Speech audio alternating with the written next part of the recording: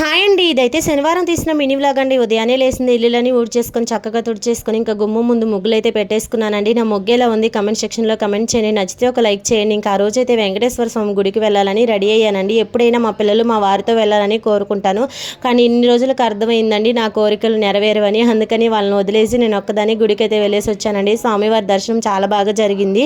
తర్వాత ఇంకా వాళ్ళకైతే ఇడ్లీ అయితే ప్రిపేర్ చేశానండి. 30 ఇడ్లీ పెడదాం అనుకున్నాను, కానీ 30 ఇడ్లీ లేదని ఆవిరి ప్లేట్లో ఈ విధంగా ఒక క్లాత్ వేసి ఇడ్లీ అయితే ప్రిపేర్ చేశానండి. చాలా బాగా వచ్చింది. తర్వాత ఒక పక్క స్వామివారి కోసము నైవేద్యం ప్రిపేర్ చేద్దామని అన్నం అయితే వండేస్తూ ఉన్నానని.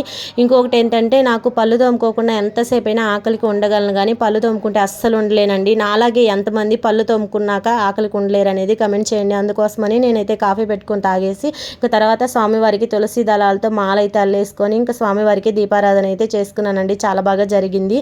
వీడియో నచ్చితే లైక్ చేయండి, ఛానల్ని సబ్స్క్రైబ్ చేయండి ఫ్రెండ్స్.